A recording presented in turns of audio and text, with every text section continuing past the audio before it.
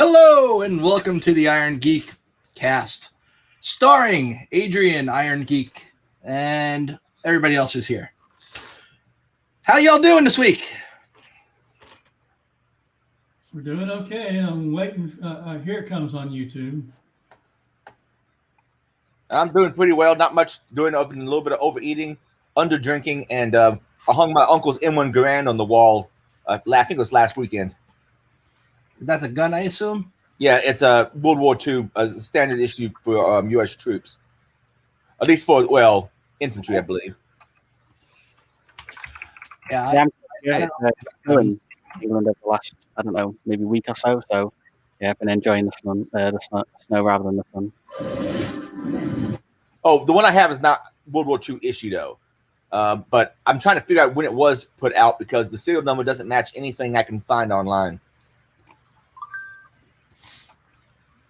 Wow. Maybe it's before like they recorded the serial numbers like they do now. No, because the number's way higher than any serial number that was issued during World War II. Well, it could be Korean War. And of course, it could be an issue from the civilian marksmanship program. Yeah, but the databases or the tables I'm looking at seem to cover a large period of time, including the Korean War period. So I have no idea. Yeah. Well, but Korean War, were we still using the M1 Garand a lot? I know people use it as a sniper. Tricked it out and used it as a sniper rifle for a long time. But were we still using it as a main infantry weapon? Andy, by the way, just so you know, I'm an American and I'm a gun nut. I had no idea. It was a very good infantry rifle. It had, held 8 rounds. And it's a 30-06. That's a big round. Just fine for deer hunting. Okay, so anybody else got anything to say about the intro and how we're doing this week? Anybody got any special projects planned? I'm doing lots of stuff.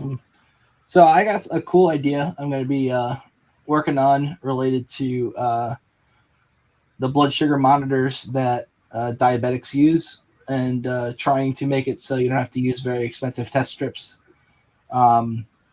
Essentially building like an adapter to use cheap test strips on expensive meters,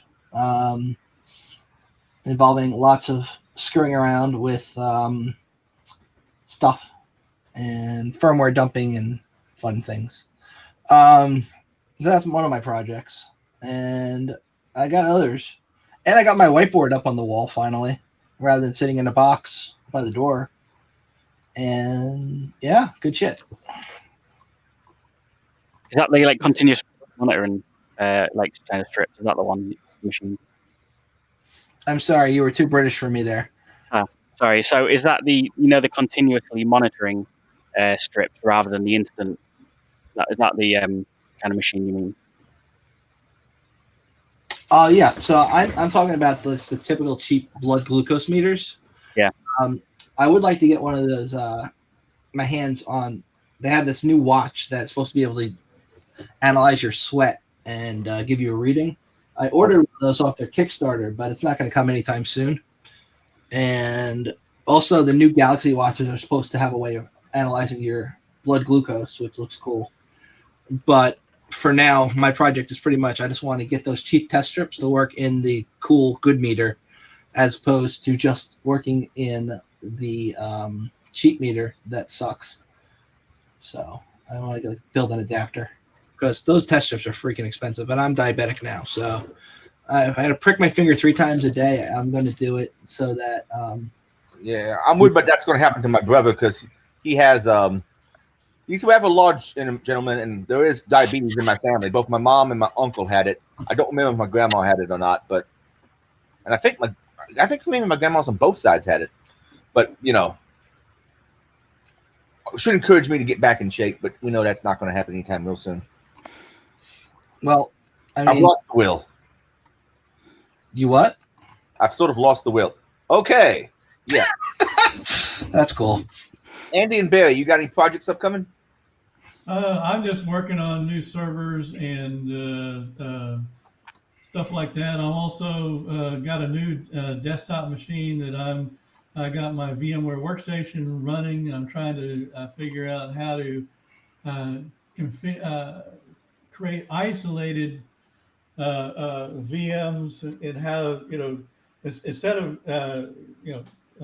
browsing social media on your main desktop, put some VMs up and do it that way. I'm trying to keep things isolated. So Isolated is good. You doing like VLAN segmentation, or are you doing real physical segmentation? Oh, Sherry apparently has a blood sugar issue also. She mentioned it in the chat. Yeah. Oh. Yeah, I mean, I can do both. I mean, I haven't put the 10 gig adapter in. That's another thing. I might go ahead and put an RDMA adapter in this thing. How about you, Andy?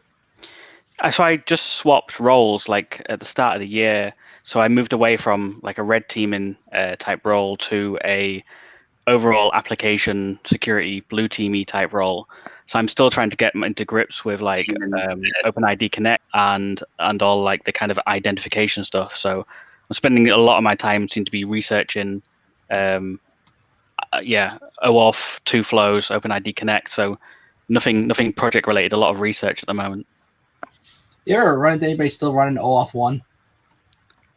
No, but everyone screams that OAuth 2 from a security perspective is not as good as OAuth 1. 1A. Yeah. 1A is better than 2, yeah, which is weird. Yeah, I only know of maybe one turning on one financial company that comes to the top of my head that's running OAuth 1 because of that exact reason, or 1A, for that exact reason it's more secure than 2. Yeah, like you shouldn't use 1 because it's vulnerable to that session fixation thing. But 1A work doesn't. 2 is compatible with OpenID Connect, so some people use it for that reason. But like 1A, you can kind of get it working with that too. So the mic's off. That's good to know. Sorry, yeah, I have my background sound going. No, turn mine off right now too. Oh shit, man! You ruined it. I should have had myself muted when I did that. Because I was about to say my only project right now is trying to pick up ham radio again. I got this radio 8 years ago after I got my license and I haven't done anything with it. And I was going to say, "Okay, Google, play Meat Spin." Hey Alexa, play Meat Spin. Fuck, Adrian, I hate you. Oh shit, my phone is playing it now. Oh no, I know. I just muted my other thing and now my phone's doing it. It's your fault. It's not good. If those don't know, we had 1 week, a couple weeks, I think maybe in a row, we did that and had everybody's home AI systems freaking out. It's fun. So I tried to set it up so it only recognizes my voice, and I spent like an hour futzing with it, getting it working right, because the URL they send you to verify, when you click it, doesn't work, and you got to screw around and figure out why. But I got like all trained, so it's only supposed to recognize my voice. And my friends come over, and my friend tells it to do something, and it just starts doing it. I'm like, why did I waste that hour? It didn't even try. Yeah, I'm the only person who lives here, so it's like the old dictation where you used to be like do voice to text, and I'd spend hours and hours and hours getting it to learn my voice, and then I would read like maybe a paragraph and every word would be wrong, and it's the same thing.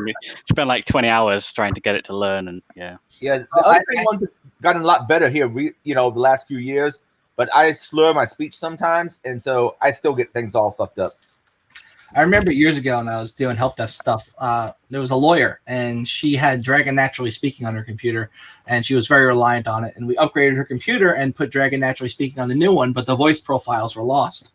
And for a week, she was sending us emails that made no sense, essentially like asking for help desk tickets to be opened, because she couldn't even, like, she sent us a random string of words, and we're like, what the hell is this? That was her trying to type to tell us that her thing was working. Great. I'm surprised you couldn't export those voice profiles and import them into the new system. There was nothing even in the program about voice profiles. Like, it obviously created them, but it didn't have them in any user area where like a user could figure that shit out. And I'm sure I probably could have copied. Oh, fucking hell. I probably should have copied some stuff from the app data folder over and tried to rig it, but she was mean, so I didn't even bother. Okay. All right, now it's 3. Are we all still here? Yep. I'm here. All right, excellent. And Dickie, if the only thing you've learned from this podcast is how many devices are listening in on you, I'm very disappointed because we've talked about so many other cool things over the years. Yeah. Anyway, let's start with our show notes, and I'm going to share my screen here. That's weird. What's that? Okay, that's not what. And this time, since we're both controlling it, you should be able to share your screen and be able to add it yourself, right? I should be able to. We're about to find out if that works. But first, I got to get the right screen up. And I've got way too many windows open. All right. How many monitors you got? What? How many monitors do you have? 2. 2 really big ones. All right, let's share screen one. Most of it I had at one time was like 3 small ones when I used to work on campus. Did it automatically just pop up for you guys? You see it now? Yeah, it just popped up. Yeah. That's cool. Oh, look, I can do this. I can do this. I can do that. I can be like, hey, just my screen. I'll do this. That's cool. All right. So the cast notes. We're going to start off with this. So the first thing we're going to be showing today is the Emotet dudes. Like one of those groups who was involved with the whole Emotet stuff got raided a few days ago.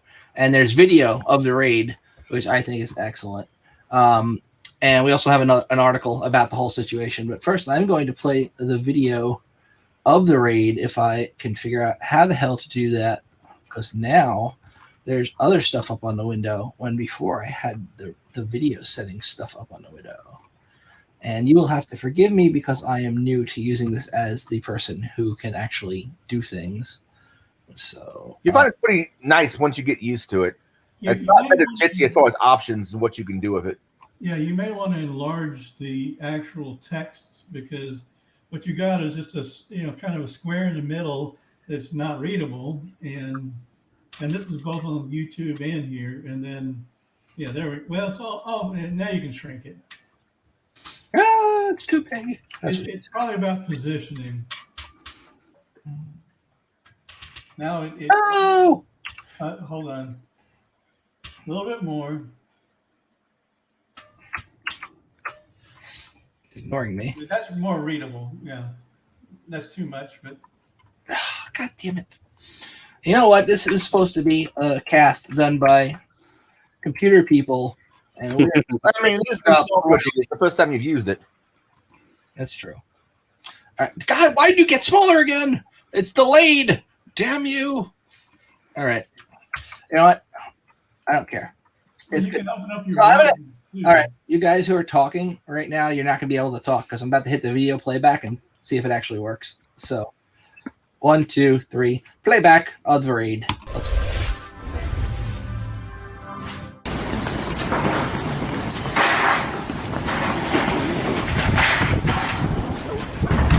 Начинается полиция.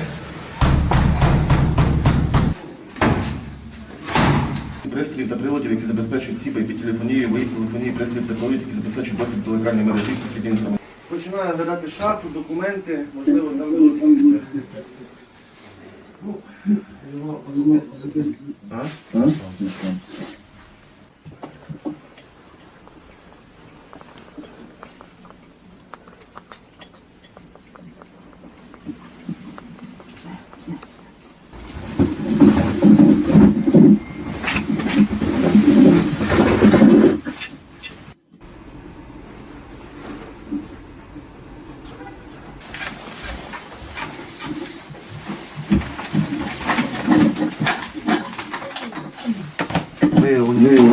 Номер 2.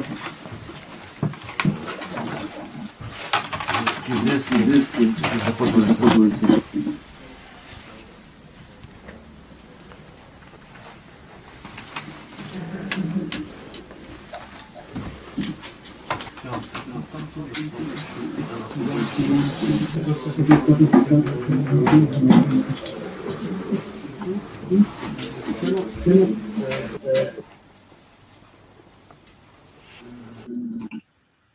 Anyway, so if you want to watch the rest of the video, there's a link to it in the show notes.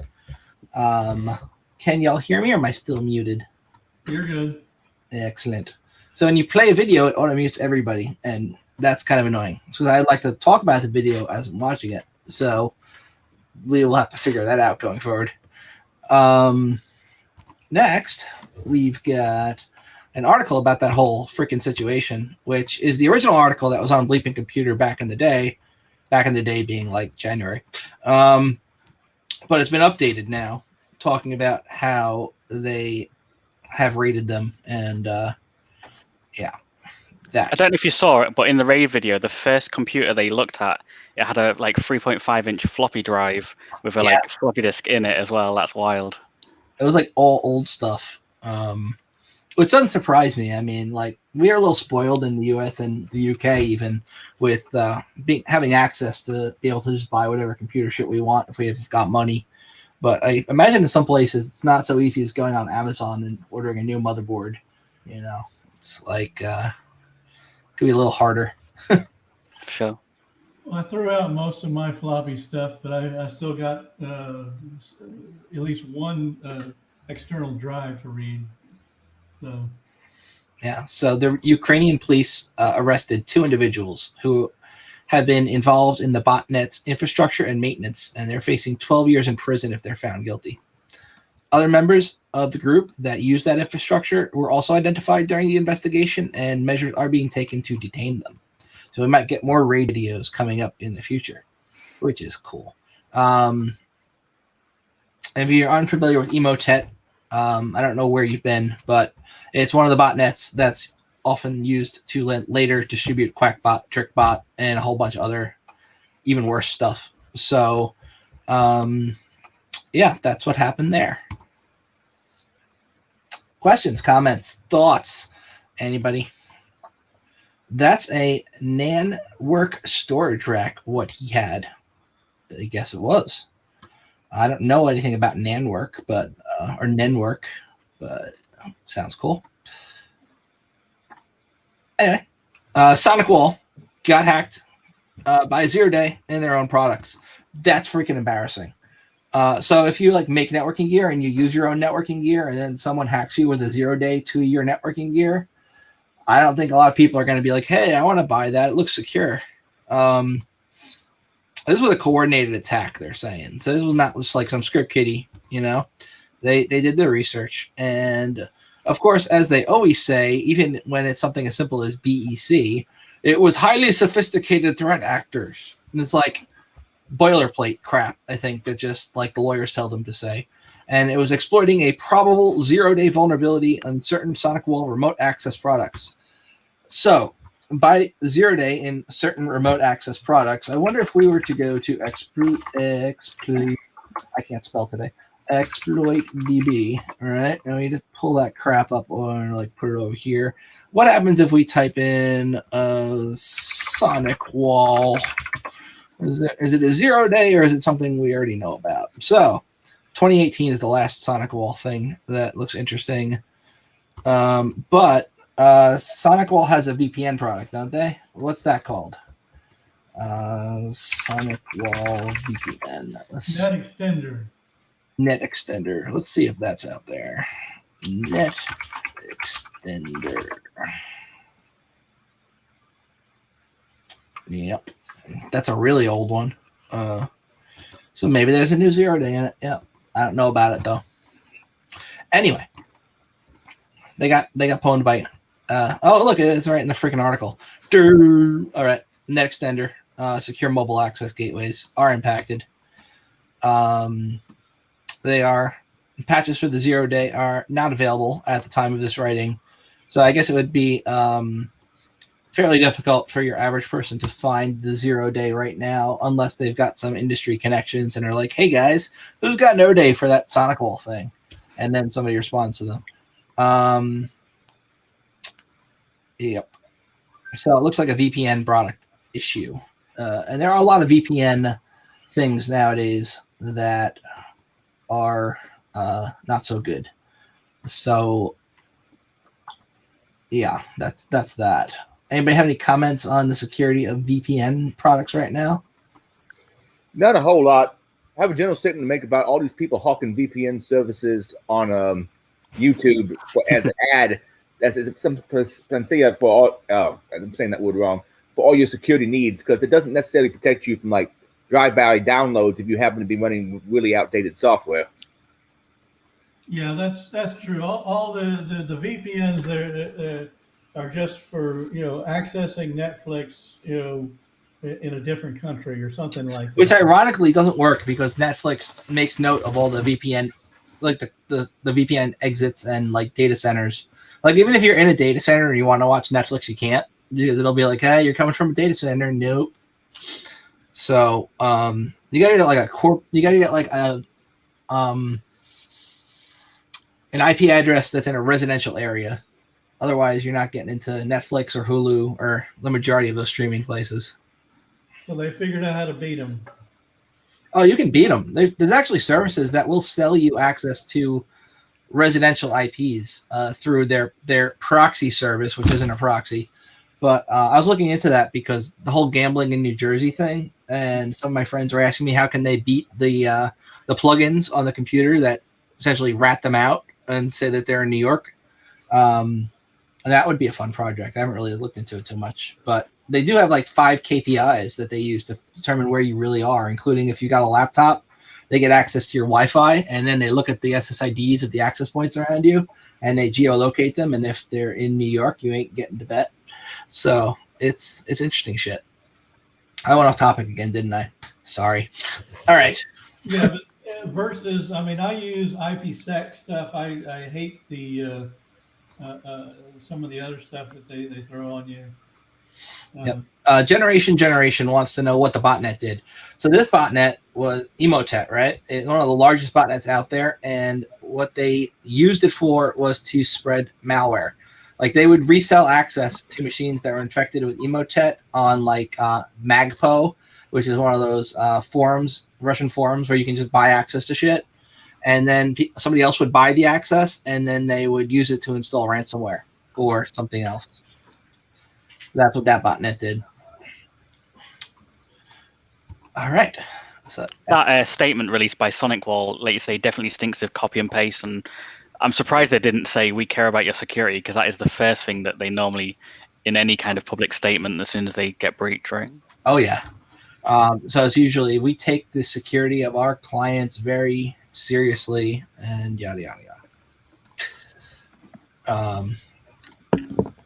Sonicwall 0 day. That's really sad. I used to have to manage a bunch of Sonicwalls too, and I was always worried about the security of those devices because they just seemed a little off.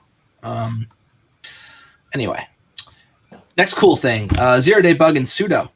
I know I say it wrong. It's sudo, whatever. I call it sudo. I know it's probably pronounced wrong. The privilege escalation thing is built into pretty much every Linux distro. If you want to go from regular user account to like root account, right?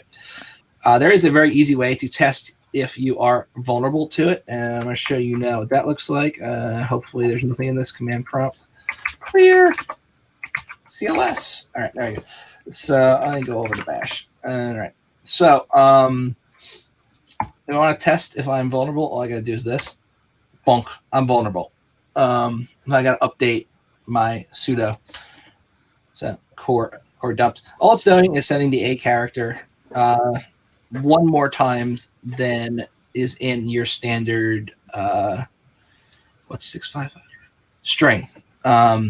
So yeah, sending it too many times, and then it overflows. So it's like your typical buffer overflow right there. It's Perl, it's printing a character. All right. So yeah, that's vulnerable. Anyway, the article, the link you post as well, has got a proof of concept video in it, which if people have got time is worth watching as well. It's or maybe I'm thinking of a different. On Qualys' website, maybe it's got a proof of concept video, which is quite cool. Like quite simple, like runs an exploit, runs it like a number of times to wrap around the memory to get around ASLR, and then boom, gets this root prompt up. Very cool. So I don't have that link in front. Do you have the link? You just paste it in like the chat, and I'll put it in the show notes. Sure. I'll try and grab it. So now, is this for all flavors of Linux, or what is this? Anything that uses sudo. Well, sudo is super user do is basically. I know it's super user do, but my whole life been saying it's sudo in my head, and it's really hard to break out of that habit. I know. So I mean, Mac OS uses sudo. Okay. Yep. So that means Mac OS would be vulnerable. And so it is it's the code throughout everything. Anything that's GNU. Pretty much. Okay. It's got the vulnerable versions in the article that's linked in the show notes right now, and there it is. All right, here's the Qualys article that is not just a text file on their website. So let's go with that one. Yeah, so it is version 1.8.31, 1.8.27, and 1.92. So several different versions across multiple different architectures. So Ubuntu, Debian, Fedora. So probably anything that uses sudo, whatever. All right, and they got the article. They got the little video here. Not sure how well it's going to display, but we can do it.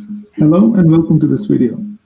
In this video, we will demonstrate exploitation of a critical vulnerability in sudo, CVE 2021-3156, which allows any unprivileged user to gain root privileges on a vulnerable system in its default configuration. Let's take a look.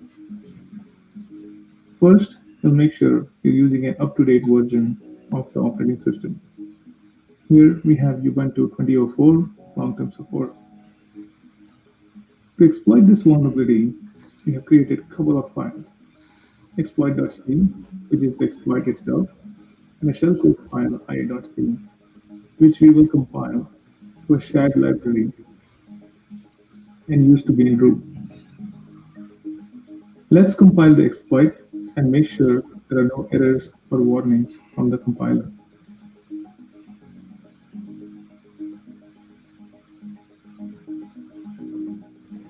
Let's review the assembly code we will be converting to the shared library mentioned earlier. You know somebody's The purpose badass is to give us root privilege when they write their exploit Notice the call shellcode. to cert. We will create a directory where the shared library will be copied. Next, we will run the command to compile the shared library.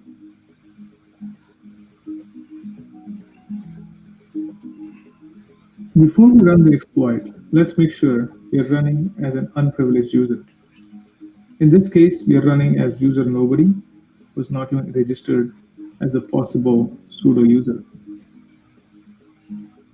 Now, we will run the exploit in a loop, since we have to defeat the address space layout randomization, or ASLR, and guess where the environment strings are in the memory.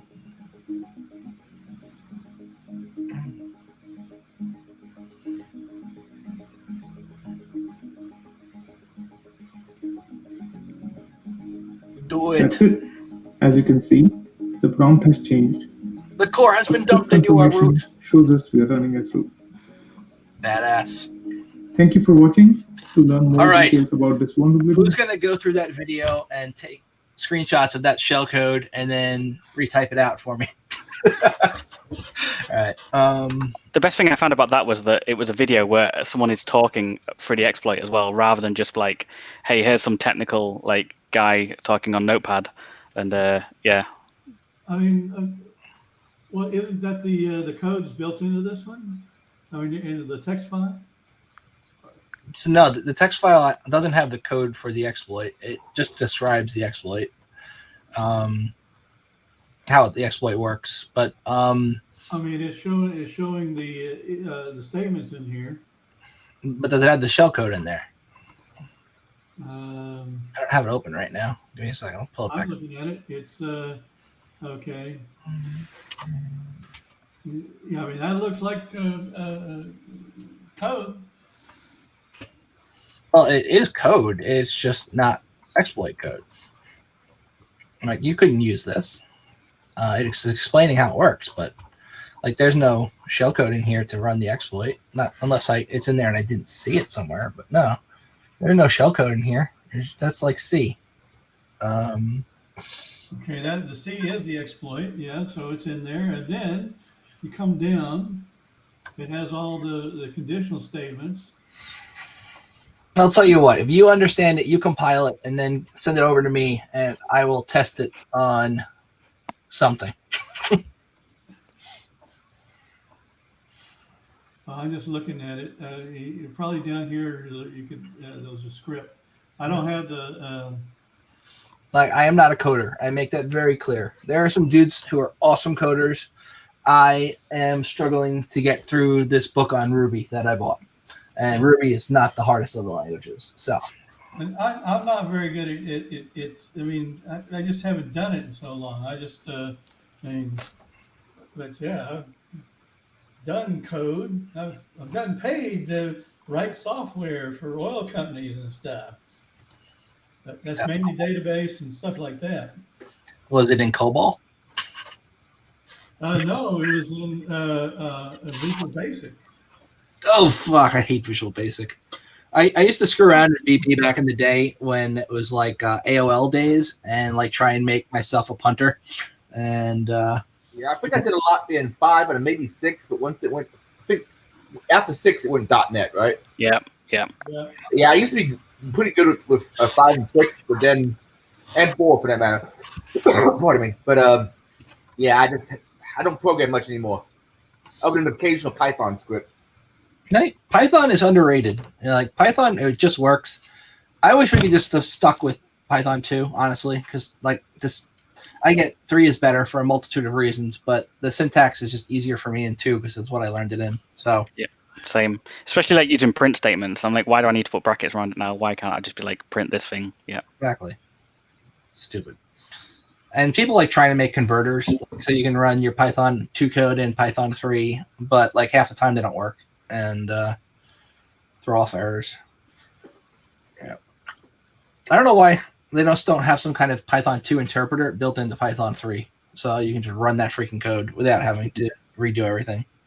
You shouldn't have to have 2 versions of Python on a computer to get your shit to run properly. Well, I mean, it's both of them are interpreted languages, so I mean, you're not. I don't think you're compiling a Python like it's not GCC. Right. It is interpreted. What I'm saying is, if you could have like some kind of native way to just run Python 2 code when you're running the Python 3 executable without having to install 2 different environments on the computer and have 2 different paths and have 2 different executables, one being like Python 2, one being Python 3, and it used to just be Python that would run anything. It's confusing. I mean, I suppose you could make a call, external call to Python 2, so code, and then you return what you want to get back to your Python 3. You could probably do that.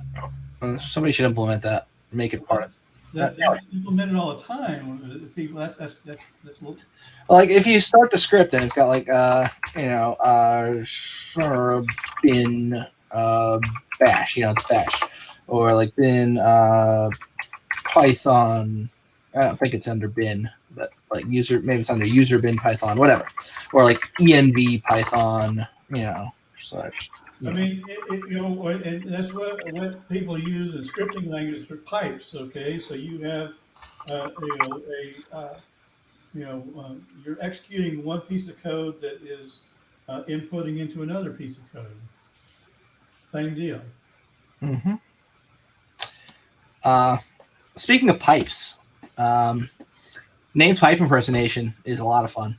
Where if you want to like get privilege escalation on a Windows box, interpreter does it automatically for you, but like when you're doing it on your own, it's a fun exercise in trying to do privilege escalation. Anyway, fake ICO consultant sentenced for embezzling cryptocurrency, now worth $20 million. At first, I read this and I thought of a friend who's not here today, and I'm like, maybe it was him.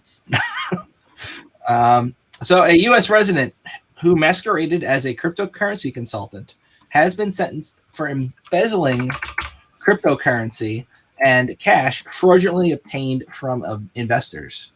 The DOJ said that Jerry G. Gao, I'm probably saying that wrong, San Francisco resident, is going to be in jail for 6 months and has to pay back $4.4 million in restitution. But how much did he steal?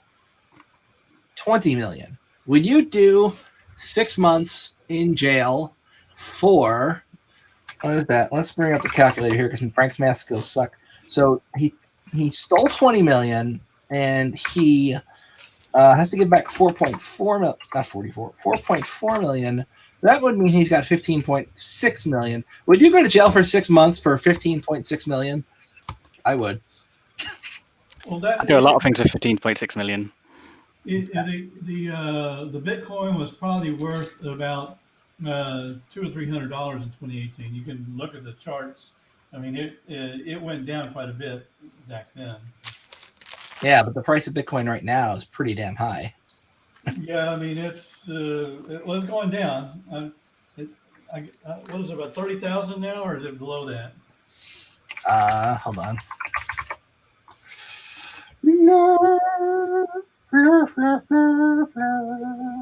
I don't know. Regular Bitcoin is at Frank's computer is too slow. I don't own any, so it's not in my portfolio. That's great. I sold all my Bitcoin because I got paranoid. So right now, the price of Bitcoin is at $30,160.90. At one point, not so about a month ago, it was worth 40. So that would make it worth like, I don't know, a little more. It was worth 40. Now it's worth 30. So that's a percentage of math that Frank is not good at. Well, you look at Ethereum. I mean, that is just crazy. And then the poor XRP. Well, yeah, they won't let me trade mine anymore on Coinbase. Like you can keep it in your wallet and can't do anything with it. You're going to be getting some kind of dividend from some other thing if you've got it at some point. You can't move it out of Coinbase. Yeah. So like, I'd rather not show everybody my Coinbase account. So I'm just going to see if I can load it and not leak all my personal info to the show's cast and have Will make fun of me again. But Ethereum right now is at $1,244. And I've got some of it, but that's actually down about 10%. So it's not as great as it was. Bitcoin Cash is also down. Litecoin is down. Only thing that's up is DAI, D-A-I. Everything else seems down today. Yep. Anyway, that's cryptocurrency news with Frank. And, anyway, this guy stole some money. Now he's got to pay some back. And he went to jail for 6 months. So, I don't know. If he stole 20 million worth of crypto, he has to pay back 4.4 million worth of crypto. Math doesn't really work for me. I know you're saying that cryptocurrency appreciates over time. I get that, but it was probably worth 4.4 million when he stole it. Well, that's just a good business decision then. And they say crime doesn't pay. Exactly. That's just genius right there. Steal a bunch of Bitcoin, get caught, have to pay it back at the price that it was when you stole it, and now it's gone up 10 times. So you're making 9 times as much as all right. My math skills really suck, and I am not going to pretend that I'm good at math. My teachers throughout the years were like, "How are you so good at this and so bad at math?" Well, that's just me. All right. So that is that article. Next, we have Apple fixes another 3 iOS 0 days that were being exploited in the wild. So the latest security update for iOS, we had 3 0 days patched, and these are the three: 1782, 1870, and 1871. There was an iOS kernel bug that used a race condition that would allow them to elevate privileges. There was a 2 WebKit 0 days described as logic issues that would allow a remote attacker to execute their own code inside of Safari's browser. You could use the WebKit bug to get a shell in the system and then, well, on the phone, and then use the other exploit to escalate your privileges to like root. So they fixed them. Good that they're fixed. Next, we've got 4 more vendors who disclosed some SolarWinds related incidents. So we got Minecast, Palo Alto Networks, Qualys, and Fidelis confirmed this week that they were also targeted during the SolarWinds supply chain attack. Now, when I first read this and I saw this part right here, right, I was like, oh, snap, because my brother works there. So I sent him a text message, like, hey, how are you going to tell your customers that you guys didn't catch, the SolarWinds stuff when you make products that are supposed to catch stuff like that? And, of course, he had to correct me and be like, we are saying that we had an incident. That doesn't mean that we were breached. I'm like, all right. And he sent me a link to an article that Palo Alto put out, which essentially says the same thing. Like, hey, we caught this. We didn't, we caught people trying to hack us with this, but we didn't ourselves get pwned by it. So I guess you could still call that an incident, despite it not being an incident where they got pwned. So, yep. Well, Minecast is an interesting one, right? Because Minecast, was it like maybe 2 weeks ago? They had their 0365 cert stolen or compromised? Yeah, I remember that. So that was, I think we find it in the show notes. No, it's not there. It's the wrong. 0365. That was a font bug. No, I think it's just Minecast, maybe. Microsoft fixes secure boot. No, where is it? You found it. Where the fuck is it? There it is. All right, it was a few weeks ago. So this one was the Minecast cert was hacked in the Microsoft email supply chain attack. I don't know how you would use that though. Like, say you stole it, right? Other than trying to man in the middle somebody connecting to the email server, how are you going to use that if you stole it? Well, if they grab the private key off the issuing server. I mean, if you could do one of those DNS attacks and send people to you instead of the server, and you've got the cert, maybe you could grab some creds.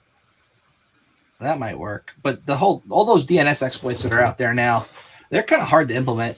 Like, they're cool, but they're not really practical if you're trying to attack somebody. Anyway. I just thought that was interesting. It's more like exfiltrating data. And I remember Minecast used to call me up every week saying, buy our stuff. It's better. It'll secure your Office 365. And, Yeah. So Lemzia is bringing up the guy who had like 200 million in a locked account and he lost the password. And he's trying to pay somebody to open it. That was, I think I did see that. There's another one where a guy threw one out in a garbage dump, and he wants to pay the dump to let him look for it, and they won't let him. Yeah, that was fun too. I'm sure there was another cryptocurrency where the guy wanted to fork the currency so that he could try and get his currency back. I can't remember which cryptocurrency it is, but it seems that a lot of people seem to be losing their passwords or like decryption keys for these wallets, and then are surprised when the implementation of that is that you can't get that back by design. Yeah, a few weeks ago there was a hardware wallet manufacturer who got popped, and their customer database was leaked, and that was a big thing too. Like, if you're going to be using somebody's hardware to store your keys, you want to make sure that shit's really secure. And if they're getting popped, it's like, how secure is my crypto? Yeah. Yeah, it's fun stuff. Anyway, we're way out of where we should be in show notes. Let me go back over to where we should be. All right. Next, we got 4 security vendors. We already did that. Frank's retarded. All right. South African government is releasing their own browser just to re-enable Flash support. So, please don't bring up Steve Gibson. He is such a charlatan. Anyway, I don't know much about him. I know he wrote. I know he was one of the people who popularized cyberpunk. I don't know if he's considered one of the original. Ron Gibson. Ron Gibson, or you said Steve Gibson. Mm-hmm. Oh, sorry. He made a program called SpinRite that I remember that. You could use it to repair hard drives that were really effed. Pretty cool program. I'm not sure if it really ever worked for me, but I did run it a couple of times trying to fix drives. That guy thinks he's like a cybersecurity expert now, and he has like a podcast, and he doesn't know what the hell he's talking about. And he very often shows that he doesn't know what the hell he's talking about. And look, I often don't know what the fuck I'm talking about, but I at least admit it. He just he's a freaking bullshit artist. He reminds me of Chris Evans. Not Chris Evans. What's his name? The other one. McAfee? Not McAfee. McAfee's cool. He knows what he's doing. He's not retarded. Crazy. There's a website. I don't know if it's still around. Attrition.org, I think it was. And they had a whole charlatan list on there. And I am willing to bet money that Steve Gibson is on there. Let's see if he's on there. I'll pull this up. Charlatans. Yeah. Greg Evans is who I was trying to think of. People used to print up like business cards and they put Greg Evans on it because he was, it was funny back then. So these guys are all like charlatans. Also, I know the EC Council's down here and I have a CEH. So, anyway. Yeah.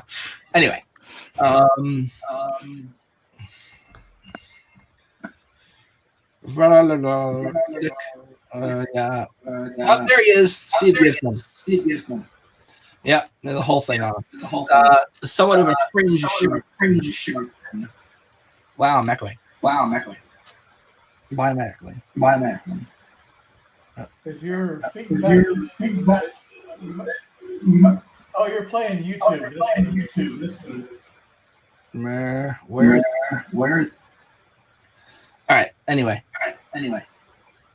Steve Gibson. What the fuck? Just give me a sec. I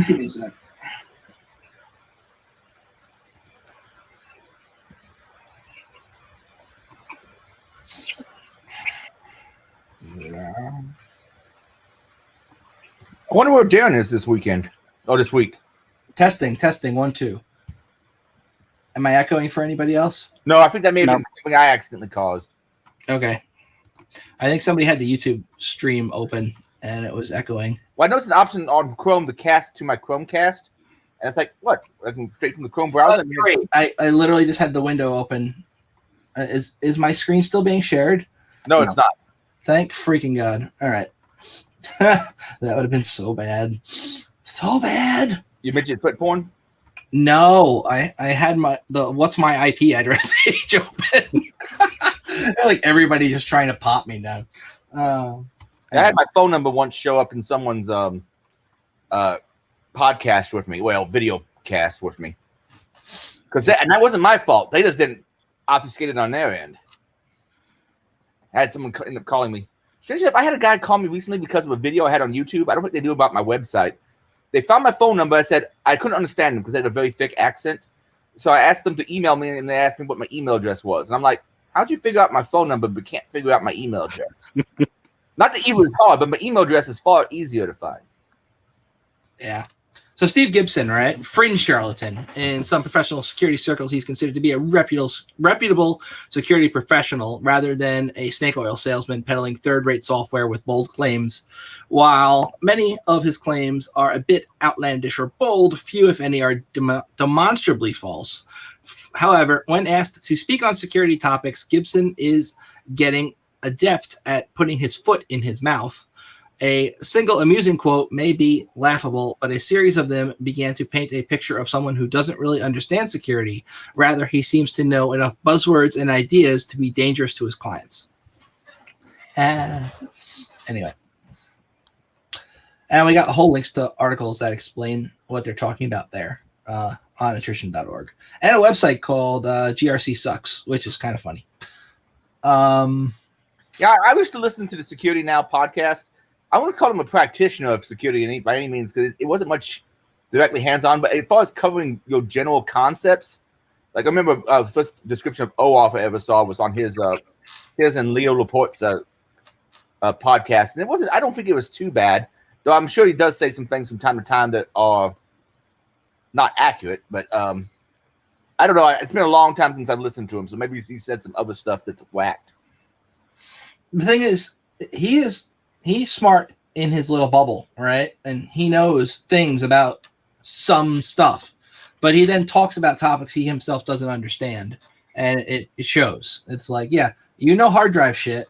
That's great. Low-level I/O type things about computer hardware, RAM, hard disks, right? You can talk about like memory and buffer overflows, and you know what the fuck you're talking about. But then when he talks about other security things that he really doesn't know about and he's just throwing out buzzwords, it's very apparent. Anyway, I'm not one to talk. I got my own imposter syndrome to deal with. Next, we've got a cool article about the South African government releasing their own freaking web browser rather than just transitioning Flash stuff to like HTML5. Well, look, we also had an article, I think it was last week, about the Chinese railroad systems that were running on Flash and how all the trains just stopped and they like had to pull an all-nighter, and they fixed it by installing a pirated copy of Flash on a computer so they could access the stuff that was no longer allowed. So that's a thing. Twit, by the way, hypes VPNs left and right, and that's what Flashpoint is for. Okay. I don't know. Oh, is that Twitch? I don't know. Anyway, yeah, a lot of YouTube videos also, they will like popular YouTubers, they will just stop their video like in the middle and then try and hawk some VPN software. They'll be like, today's podcast brought to you by so-and-so VPN. You need to be secure online. And, hey, at least we're not hawking any wares, right? It's Nord's, Surfshark, or ExpressVPN. Oh, PIA too. That one's pretty popular. At least for like the YouTubers hawking it. The South African Flash thing is interesting. So I put a link in the chat to if anyone wants to download it and have a look. But it's because it's their end of tax year, and they suddenly realized, oh shit, everyone needs to submit all of their tax forms, and we have no way of doing it because we haven't converted them to HTML5. So you can fill in this form, download the browser. I'm not sure why you'd want to, but it's interesting if nothing else. Yeah. Oh, that's hilarious.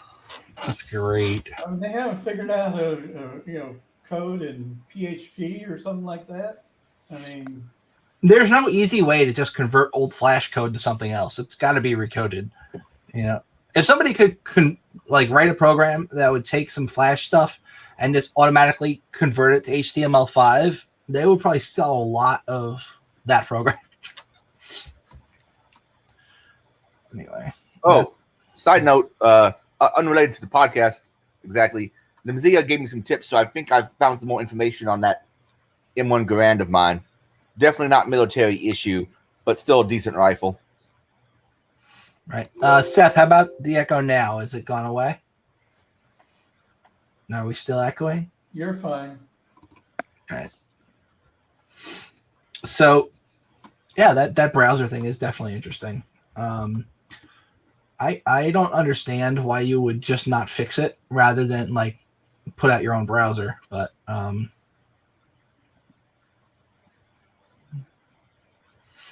so Lemzia gives A good point. VPNs only work if you stay stealthy, but most people give out the same personal info on a VPN that they normally do, so it's basically a waste of time and money.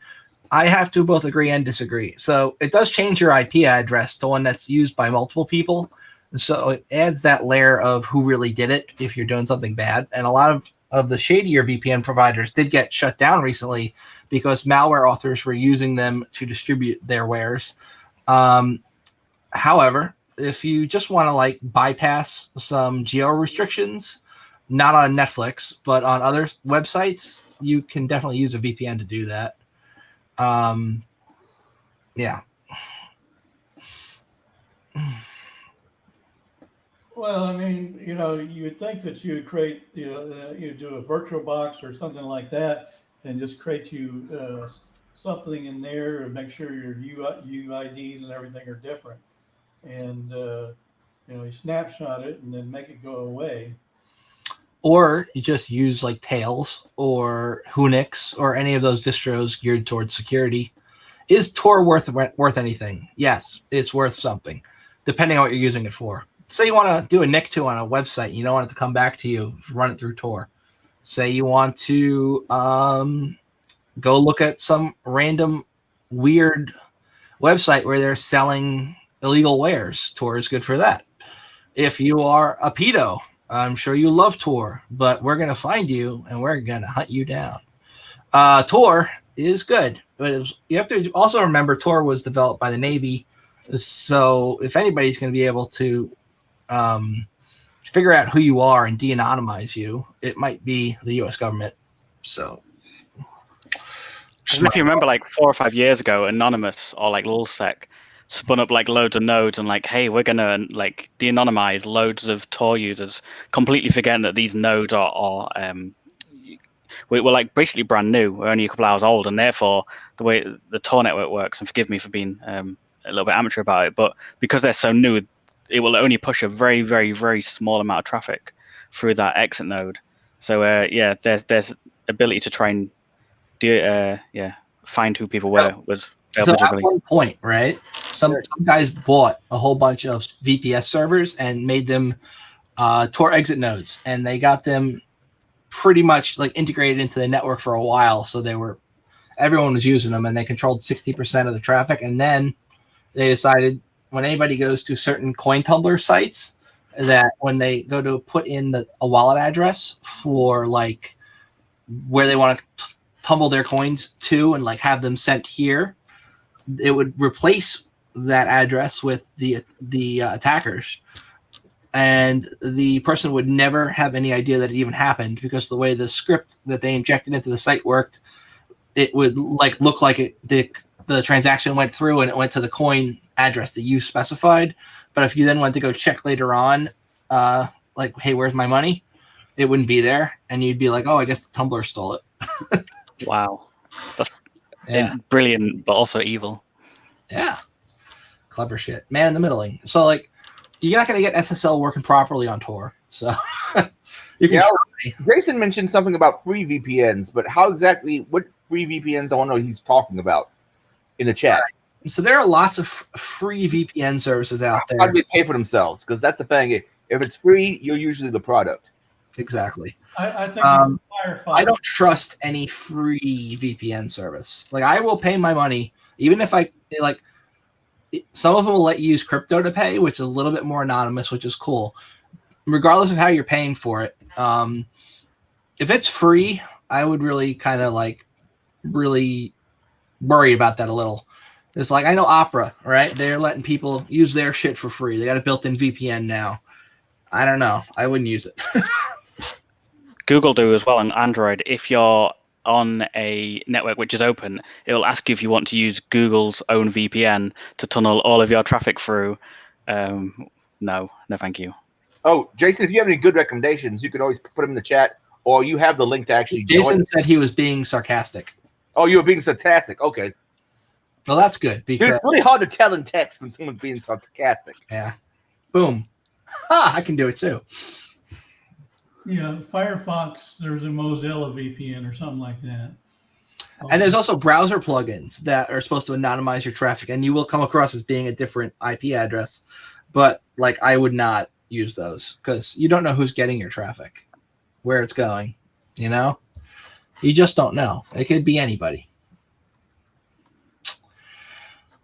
If you really want to do it secure, right? Just spend like $5 a month and get yourself a freaking cloud server with like DigitalOcean or somebody, and just run the OpenVPN script that you can find on the Roadrunner VPN install script that is like the first hit on GitHub if you type in OpenVPN install, and it'll generate your OVPN file for you. You just then do like a WinSCP over to the SSH server, and you pull down the OVPN file or just cat it and then save it on your Windows box.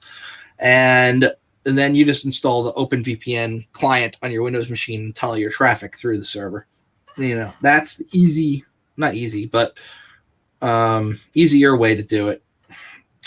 So like the whole OpenVPN versus WireGuard thing too, all right, that K something is talking about. I don't know yet. I mean, look, WireGuard is a lot less code than OpenVPN. And it has, in terms of a memory footprint, it's a lot more, a lot less memory being used, a lot more memory efficient. However, it hasn't been around very, very long. So I haven't really looked too much into it. I like OpenVPN. It works. I know it'll work. Plus, a lot of routers have OpenVPN built in if you want to just tunnel all your traffic through your router to a VPN endpoint. You know, like, it's cool stuff. Yeah. So, Pepperstone asks, how would you run your own VPN? I just talked about that. Pretty much, you would just like get a cloud server and you would have like SSH access to it, right? So I don't know if any of these are still active, but yeah. Oh, cool, it's still there. Refused my key. All right, maybe not. Anyway, you're not going to use this. You would just. This is not what I wanted again. Bash, so I can show you.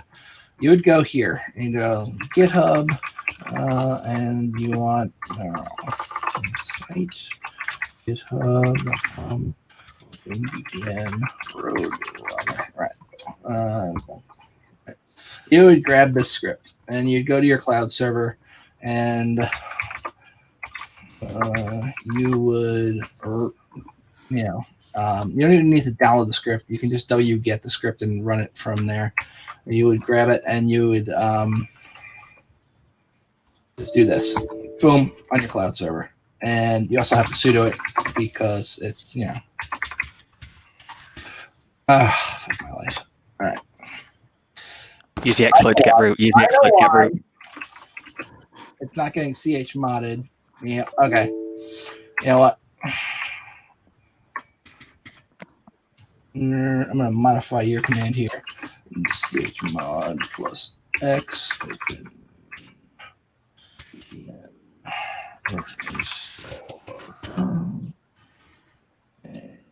and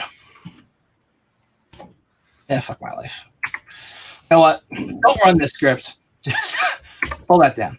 I can't right here. That's my issue. I'm an idiot. All right. You know what? Today, live examples never freaking work well.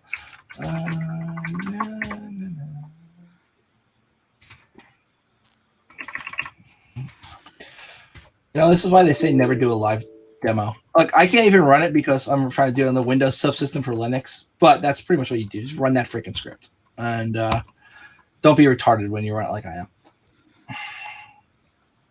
Okay.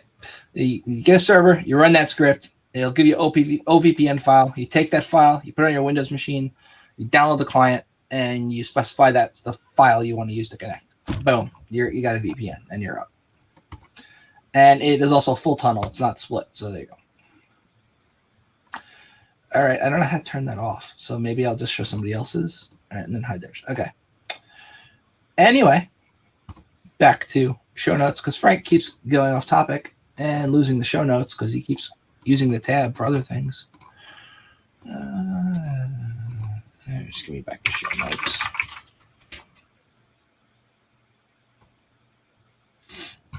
Yeah, Dickie's had one going since 2013. No, he hasn't had one going since 2013. Anyway, Frank can't read.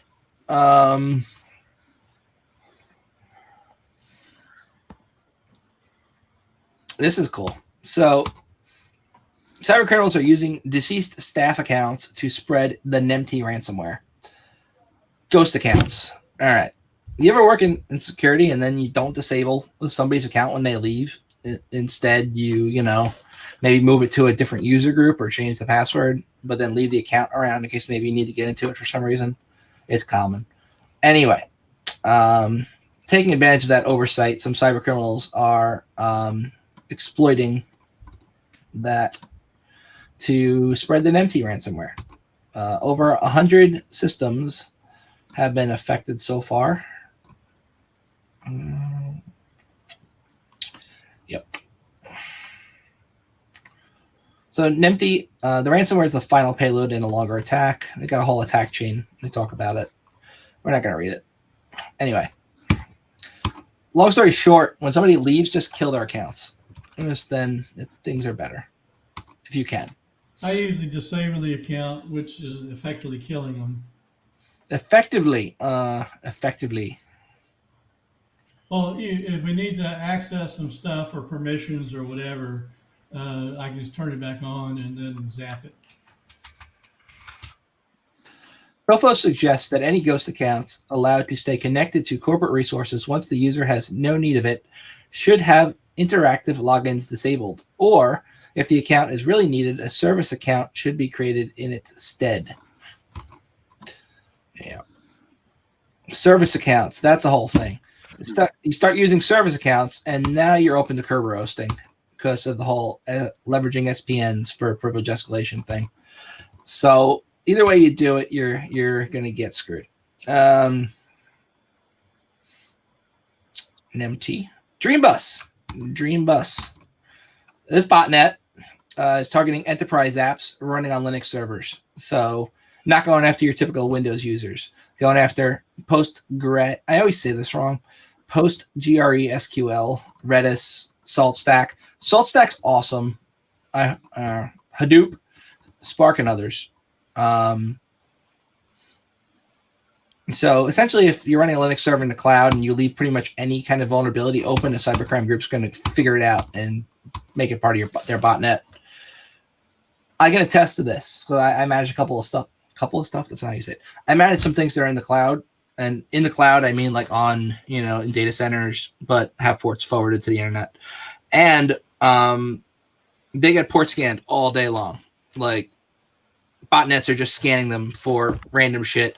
If you have like a web server up, it's going to have like 4 or 5 scans an hour of just doesn't matter where it is, what it is. It's it's going to get scanned up the wazoo if it's online. All right.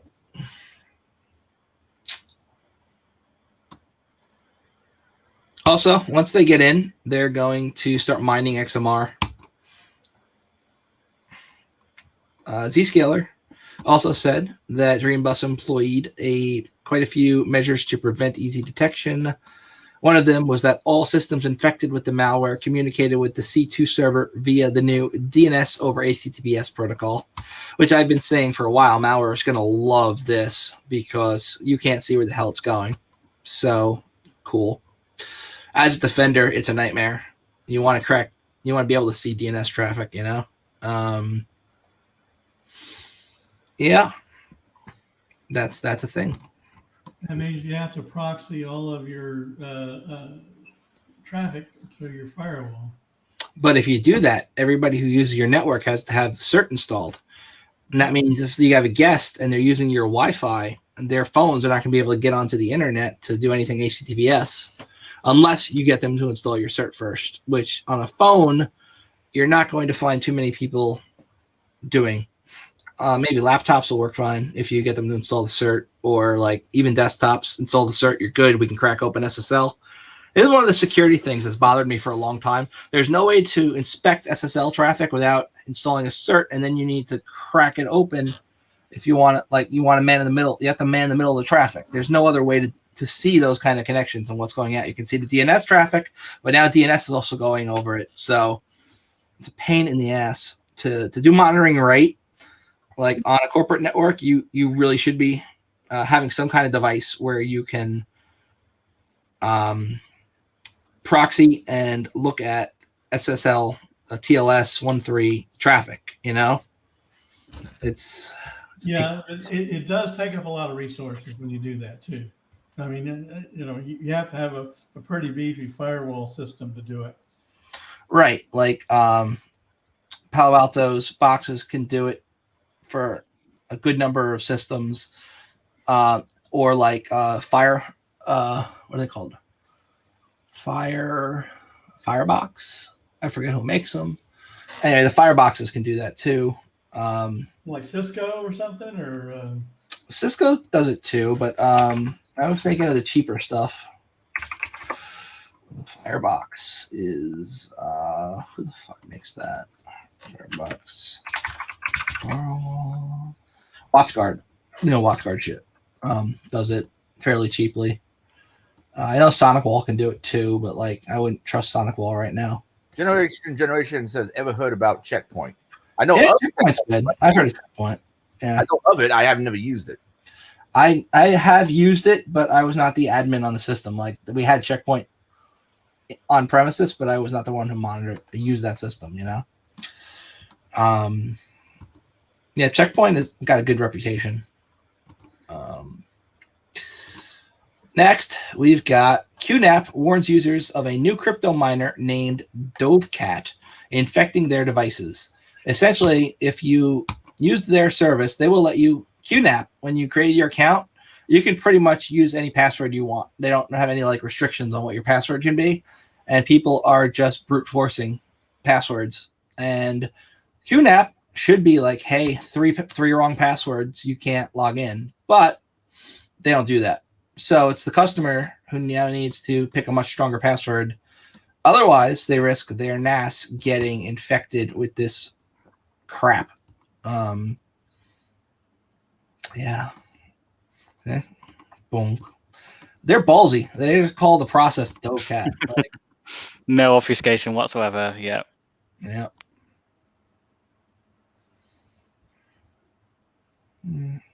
Right. So if you've got a NAS device, I don't recommend you put port 22 on the internet with it. Pretty much any IoT shit, if you don't control the firmware, I would not put that shit on the direct internet. You can put it on your LAN, that's fine, but don't port forward that shit. Yeah. Anyway. Oh, look, they have a malware remover program they're distributing. I'm sure that will work for a very long time, and the attackers won't change something minor so it doesn't work. Yeah.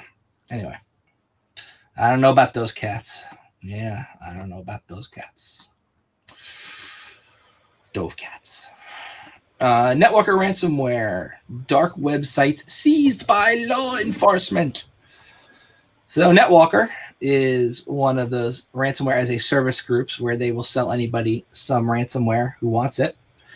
And essentially they'll give you the infrastructure, set it up for you, you pay for access, and then you go infect people, and then you make money, and then you give them a percentage of the money that you made. Well, their infrastructure is seized by the DOJ, working in cooperation with the Bulgarian National Investigation Service. They took down the hidden site, which was essentially the Tor site, you know, and they took the hardware that was running it. At this time, FBI has not released any information on the takedown, but the site's gone, and those people are being held. So, look, we don't know if we're going to be able to get the decryption keys from this, right? Be cool if you could. So, yep. Oh, some of their victims include Equinox, NL Group, the Argentinian, I cannot say Argentinian, Argentinian immigration agency, the University of California, San Francisco, and K Electric. Yep. Boom. They got oh, that's cool.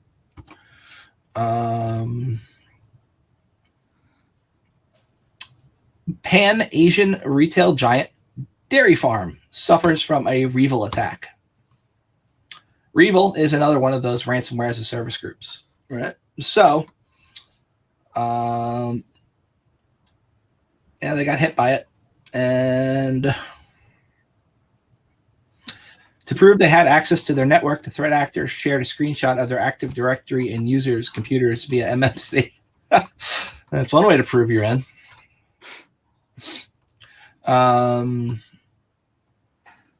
Yeah, they pretty much they owned them completely. They got control of their email server too. Probably got domain admin. Oh, here's another boilerplate one. Let's see if they check off all the boxes. We should definitely do a drinking game around these. At Dairy Farm, the protection of our systems is a top priority. On Thursday, we identified an incident that impacted less than 2% of our business servers. Yeah, the domain controllers. These were taken offline and isolated. As an additional precaution, we initiated a full and thorough investigation with support of an external security specialist, introduced additional security measures, and strengthened our monitoring systems further. Okay. All of our stores are open. Trading and services, everything's good, you know? Anyway. That's great. 2% of our systems. What happened to those critical ones systems that are domain controllers? I was joking with a few friends about this kind of change that's happened in ransomware recently, where you see that there's kind of two payments expected. One is that, hey, you want to unlock your data, give us one payment, and hey, if you don't want us to release the data that we've already stolen and you've already made one payment, then you may as well give us two payments. So I was along the idea of like, maybe you just make no payments and you let them release your data and then you download it for free. And then, you know, I mean, the customers might be a little bit pissed off, but hey, you've got your data back for free and not had to pay the ransomware people. I don't know. That's freaking brilliant. What they do when they release this data, normally they'll go on like raid forums, right? And they'll make a post like, hey, hack this, here's the data. And then they'll link to like a mega.co.cz address. And like that link will work for like an hour and people will start downloading it and then the link will go dead. And I don't know if they intentionally kill the link or if Mega kills the link or if they just like go into the Mega account and delete the link. Usually nobody pulls down the full file though. It's like I got partial data and then they try and extract from it and they're like, oh yeah, there's customer data and shit in here. But that's the way they were doing it for a while. But now they're getting clever. They're auctioning off customer data. So they will have an auction on their like personal Onion page where people can bid on the data that's stolen from various companies if the company decided not to pay, sometimes even if they did pay. And people can just be like, hey, I will give you 1 Bitcoin, a lot of money, for that data, and then they get it. And yeah, so they're making money either way. It's clever. I mean, you kind of almost want to applaud their ingenuity, if it wasn't such scumbags, I guess. Yeah. Yeah. Exactly. So if you are in the US yesterday, I think it was yesterday, maybe it was the day before. So especially me, because this happened in Brooklyn, the internet just like stopped working for most of the web pages on the internet for me. And I was like, what the hell is happening? And I reached out to my friends. I'm like, can you hit this? And they're like, no. And then people were posting screenshots of like various, the Down Detector site and showing like everything being down. Ironically, Down Detector ran on the same infrastructure that was affected. So anyway, yeah, you couldn't hit like Slack, Teams, anything in Azure. Everything is like slow as balls are just not working at all. And yeah, they had an outage. The outage affected a bunch of AWS stuff as well. So, they fixed it. There was a fiber cut in Brooklyn, a line. So when you think, there's tons of redundancy built into the internet. Is there though? And it's like, I know out by me in a place called Mastic, they run a fiber line out into the ocean. They're like a big ass fiber line. If somebody were to cut that, like Long Island would not have internet. It's like both Optimum and Verizon use it. So there's like tons of ways that the internet can be screwed over for a lot of people. There's not as much redundancy as there should be. Anyway, Verizon, go ahead. For like a dumb Brit like me, how popular is Verizon in the northeast of the United States? Like, is this like a large share? Like the only provider in that area? Like, how many people were affected? I guess. So Verizon's internet service, they've been around for a while. Their DSL stuff was popular back in the day, but now they did this fiber thing called Fios, right? Fios has not been around as long as a lot of the companies that offer regular cable modem internet. Like by me, it's called Optimum is the place. A lot of people in the US have Comcast, and I feel bad for them because Comcast has data caps now. But Verizon is like number 2 probably at this point as far as ISPs in terms of sheer size of users. Wow. Okay. Yeah. Yeah, I've heard Comcast, and I've only ever heard negative things about Comcast. So. Yeah. So. People post pictures from their email that Comcast sends them, and they're like, hey, you used 100 gigabytes of data, and that's more than your plan allows. We're going to let it slide this time, but next time it happens, we're going to be charging you like $10 a gig. It's like, $10 a gig? Are you insane? That's definitely not a racket, right? That's definitely not the definition of a racket. That's not how this works. Okay, Totally cool. Racket. And look, some places the only ISP is Comcast, and they saw to that by both like bribing local officials to like access to the polls. Like only Comcast can have access to the polls. No other ISPs can run lines here. There are even places in New York over by Brooklyn where you can only get Comcast, despite Fios being available like 2 blocks down. This whole neighborhood, nope, you can only have Comcast here because they've lobbied for the lines to only allow Comcast there. It's stupid. If you own a business account with Comcast, it's basically a free for all. That's good, but business accounts are a lot more expensive and they're a lot less forgiving of DMCA notices.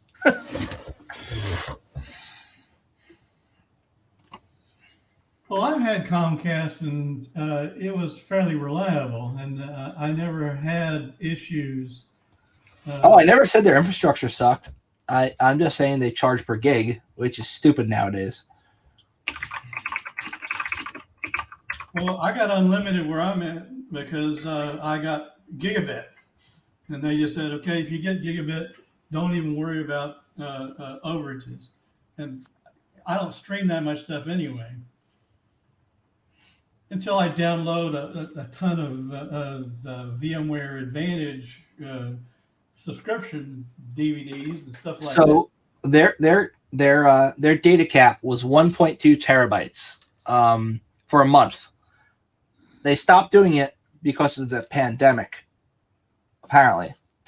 But before that, if you went over that, you were getting charged $10 a gig, which is a lot of freaking money. Anyway, that's still up there. In my area, they didn't have a data cap. That's not what you know of. Like, No, if you went over your 1.2 terabytes, I'm sure they would have sent you an email like, hey, you use too much data, make sure you don't use that much in the future. I mean, I never got a notification on it. Well, and we need to get you to torrent more shit. But no, I don't think. I think that they did it in certain areas, but they didn't do it in my area. So yeah, a lot of ISPs also they just jack up prices and don't reinvest that money in infrastructure, and then like that's just bull, Well, they also had to compete with AT&T. So, and as a matter of fact, where I'm at now, I could get a direct fiber service that's really fast. Yeah.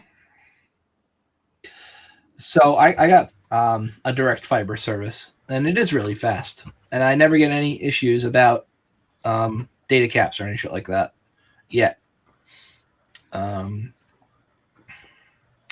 Next article we've got is about Google engineers finding an ode in Golang. Golang being a language written by Google, the Google language.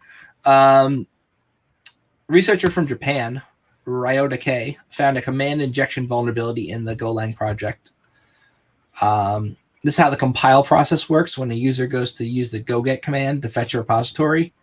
So on a Windows system, an OS shell command run by the user or a program causes the shell to search for the binary associated with the command within the current directory first, and then a list of other directories specified by the path variable.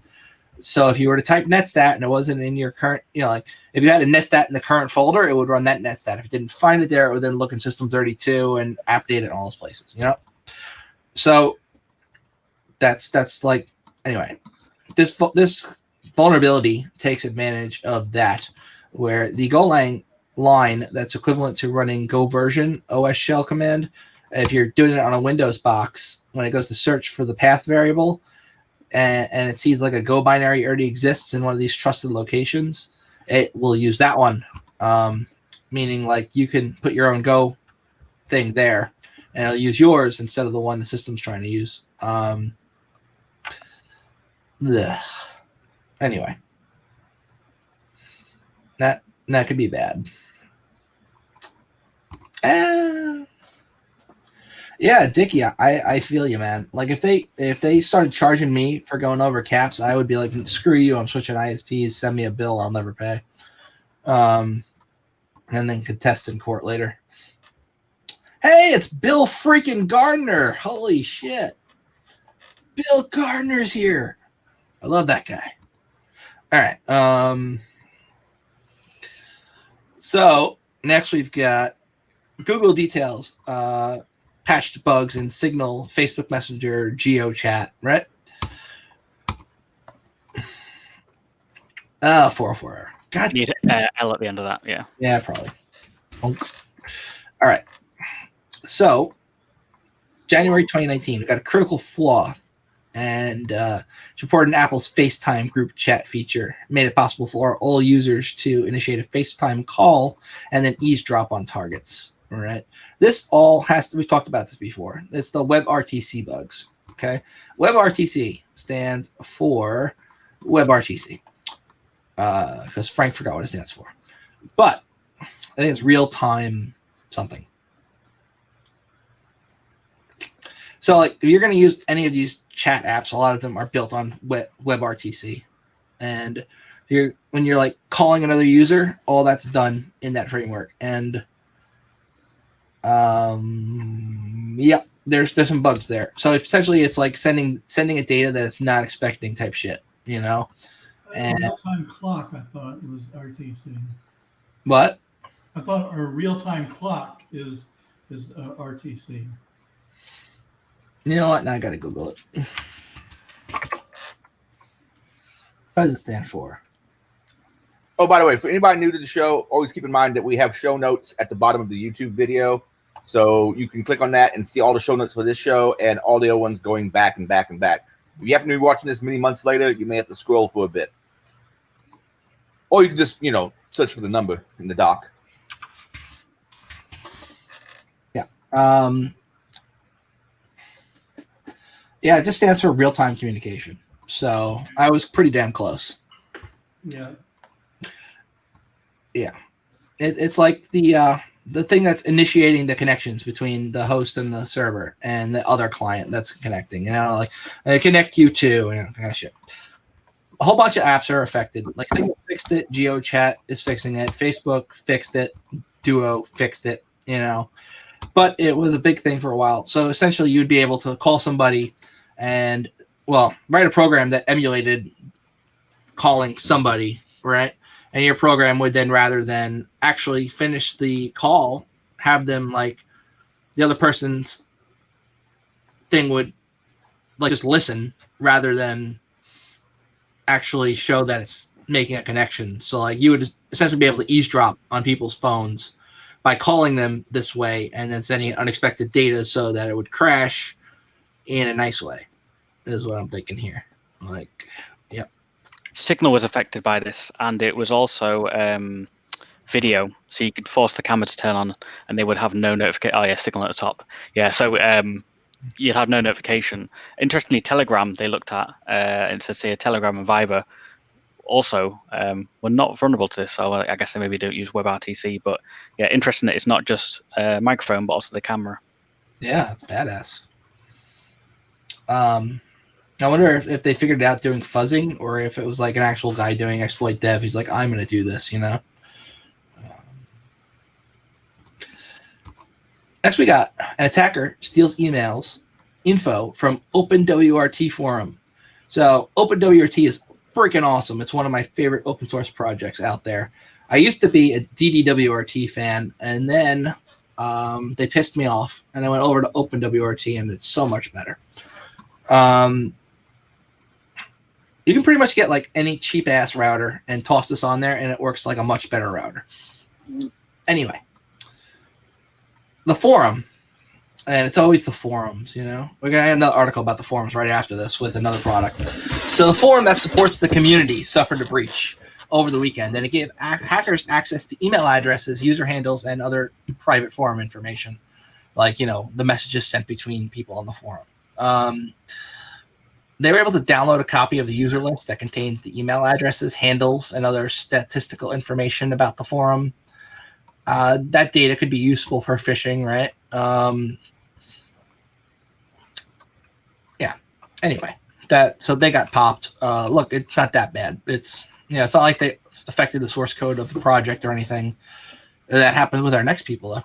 So next we got IOBit. If you haven't heard about this yet, that's too bad, because IOBit got pwned really hard through their forum, and the guys are now like taunting them and like still screwing with them. So the initial attack was like January 16th, I think, and this was the forum software they were using was essentially vulnerable, and they went and they infected their forum with this ransomware shit. But they went further than that. What they did next was they did this. All right. This article is not as in-depth as the other one I read, but the gist of this is they went and took the executable file that you used to install the program, and they replaced it with one of their own.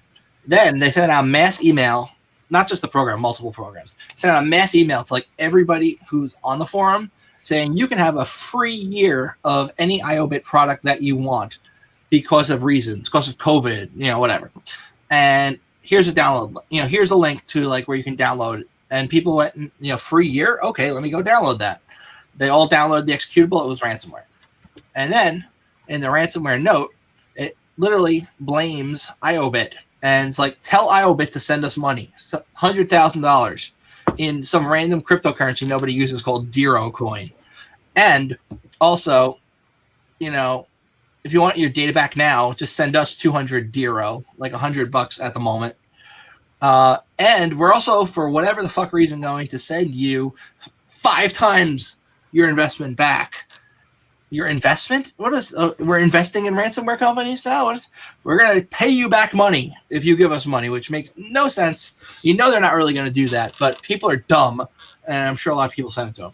So that happened, and pretty much anybody who was rocking those shitty IOBit programs got pwned, who decided to check their email that day and thought they were going to get something for free. Fun, right? And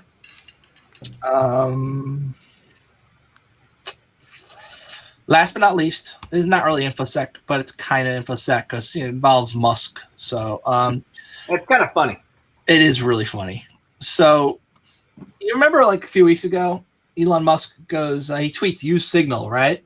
A bunch of idiots then go out and buy a stock called Signal that has nothing to do with Signal messaging program from a company that's been out of business but still publicly traded for like 2 or 3 years, and their stock shoots up into the ceiling for no reason whatsoever other than it's like a pump and dump, but people don't even realize they're doing it because they're like, Elon said to do it, so let's go do it, and they're just misinterpreting.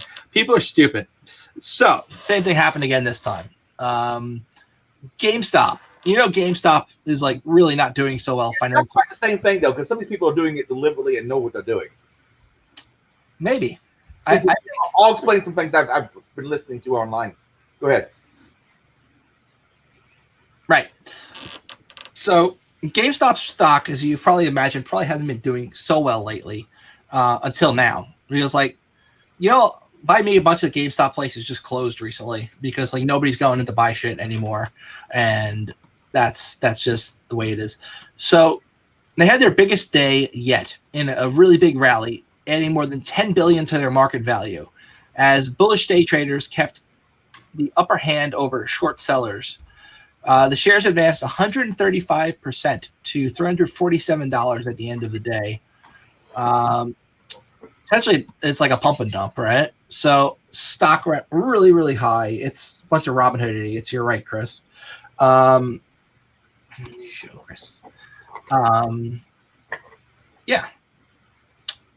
So it does feel like rationality and fundamentals are just kind of dead. If you're short, you're in a very difficult position because you have to buy the stock to get out, so you end up with a heavily overvalued stock. The story capitulated past the market and was said to have caught the attention of the Treasury Secretary and others in the Biden administration, including Elizabeth Warren, otherwise known as Pocahontas. Federal recent partnerships.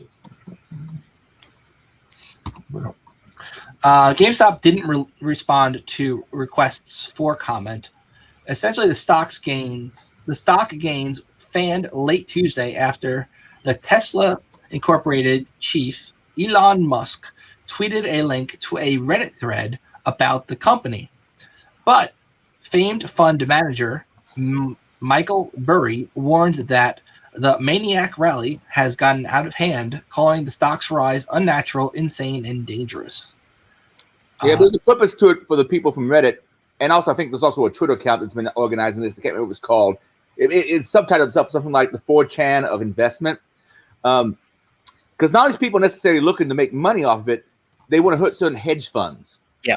They see people making money off of it. My understanding, and I may be wrong, someone can correct me in comments or whatever. A hedge fund works by, let's say you own stocks. Your broker has an agreement with you. I'm assuming you signed something at some point that says they can give you a small fee and they can loan your stock to someone else. I'm assuming that agreement also says they have to get that stock back to you at some point.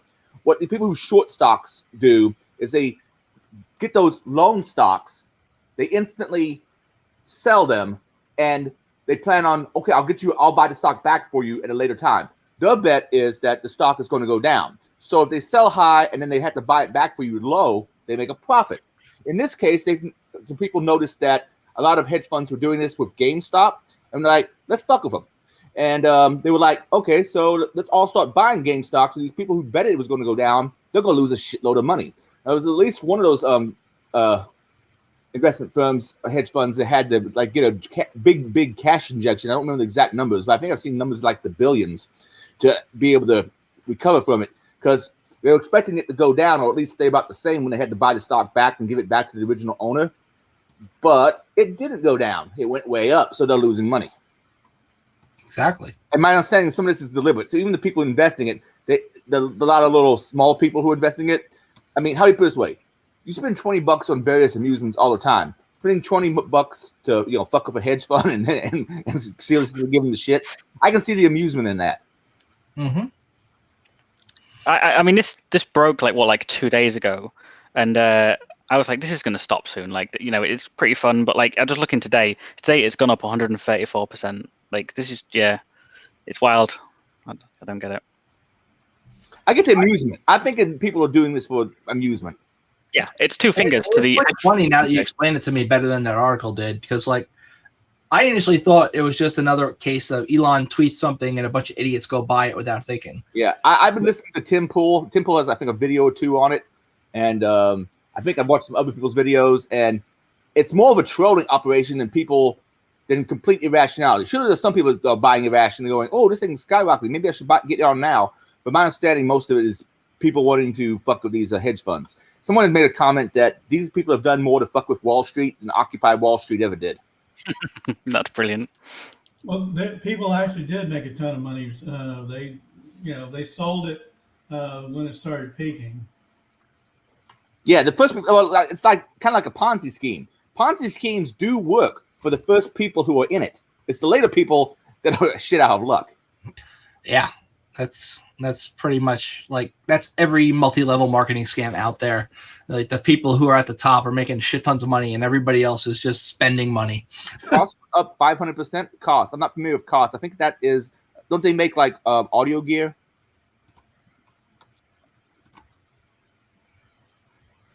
Deep fuzzy value. Let's check it out. Oh, check out that deep fuzzy value. Oh yeah, you know you like I it. really hope this is not like furry porn. Value. No, come on. Would all viewers send us the furry porn? Yes. Yeah. Yeah. We have one furry on the cast fairly regularly, so probably. Fuzzy value. I guess it's probably a user then if it's not a subreddit. Let's try /u. Deep fuzzy value. Am I spelling this wrong? Deep fuzzy value. All right, let's just try this. Deep fuzzy value Reddit. Are you sure? Are you sure you're spelling that right? I don't see anything about that.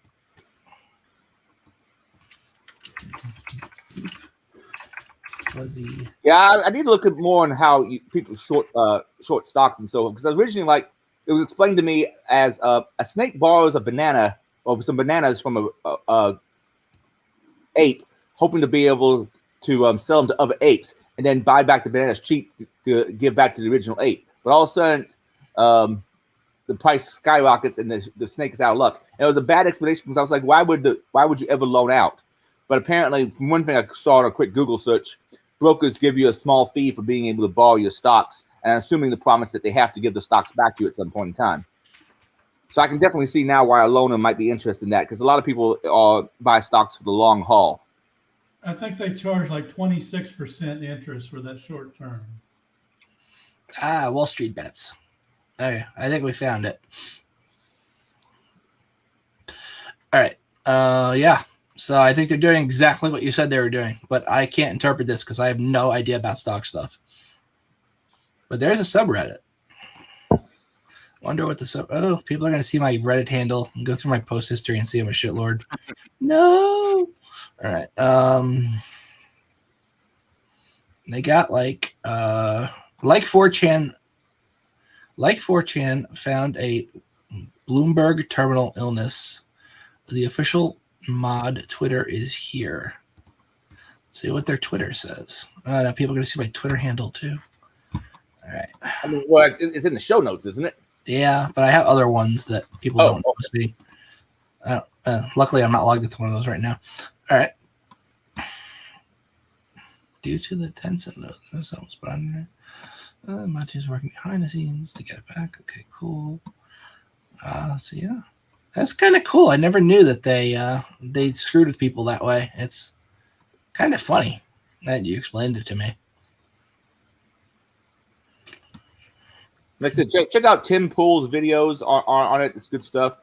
And who else I picked it up from? So my normal news channels I listen to is Lotus Eaters in the morning, along with Tim Pool, whatever he puts out, and Sticks Hex and Hammer 666. Which, by the way, me listing all those people are going to have a lot of people on Twitter give me shit about politics, I'm sure. Yeah, I know. You know, at one point I was going to run like a whole VM just for anything I did in the show, and I was going to like have segmentation, and it's going to be really good at OPSEC, and then I got lazy, and that's where I'm at now. Yeah, I've had like Ukrainians. They've been busting through your door and filming it, and that'll be on the show next week. Well, I've had to take down a few episodes in the past because they had some controversial material that people didn't want out there. Yeah, I don't have anything so bad that people are going to be like, hey, you know. Will screwed with me a couple of times because he saw things that I had posted and then like did some research and found things and was like, hey. Yeah, well, Will's the master of OS int. He found something like someone was fucking me online, and he found the original legal name, the criminal record, every fucking thing. And the person who's giving me shit, oh man, they have well, a pretty interesting legal record themselves. Yeah. So Jason Daniel Stone would like you to know that he also listens to those exact same guys for new/politics. New politics, man. Yeah, not news and politics. Me and Jason were friends on a couple social networks, and generally I find myself agreeing with him most of the time. Have you been red-pilled, Adrian? Is that what happened? I don't know about... definitely not blue-pilled. Sometimes I feel a little black-pilled, but I don't know. Is there a black pill? Yes, it's a black pill. Basically, that's basically when you become a nihilist and don't think anything matters and we're all doomed. Oh, shit. Have I been black pilled? There's a guy named Michael Malice, which I wonder if Jason reads him too. Michael Malice is writing a book here upcoming that's called The White Pill, which he's supposed to try to give hope to people. So we'll see how that book turns out. I haven't read his first book, which is Dear Reader, which is about North Korea. And this dude's got a serious dislike for North Korea and the way they treat the people. His next one was The New Right, which was about how things have changed in conservative-ish politics post, let's say, 2014 or so. He talks also to people in that. And then I think the next book he's got coming out is this one called White Pill. But if you ever watch him on Twitter, he trolls the hell out of people. It's hilarious. His podcast is called You're Welcome, but you're is spelled in the wrong way for the way it's supposed to be grammatically. Y-O-U-R.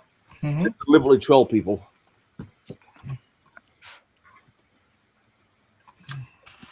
Oh, yeah. Jason likes Michael Malice, too. I kind of figured. I like the memes. Yep. So, like, I finished the show notes. So, I don't know Michael Malice. Who's Michael Malice? Well, that's all I do on Facebook now is I'll find some kind of interesting meme and dump it on Facebook. And I don't get screwed with. You don't post my talking on Facebook anymore because say the wrong thing on Twitter, you're gonna get a dog pile of freaks on you. Now, granted, I blocked most people who are annoying. Someone once said he blocks people who criticize him like the easily triggered snowflakes he hates. But most of your shit's not criticism; it's just insults and attacks. So go fuck off. But I just don't want to go for a lot of people on Twitter. I don't blame you, man. Well, Twitter's a shitstorm. Like every now and then there's it's like there's something decent on there, but most of you have to wade through a lot of crap. It's like every now and then I'll see like a really cool 0-day posted or like somebody who did some cool research. And then there's just a bunch of assholes yelling at each other and people calling each other names. And it's like, what the fuck is this? What is Michael Michael? Oh, shit. I'm screwing it up. Michael Malice's Twitter handle. I need to go look it up, but I think it's something super simple, like it actually is like Michael Malice with either an underscore or something. I'll look it up and put it in the chat.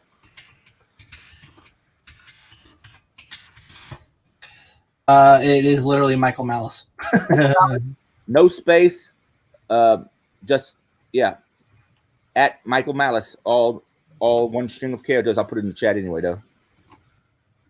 I literally just Googled that. But he's amusing. And also his interviews on YouTube are interesting, generally speaking. He speaks to a lot of interesting people. Yep. So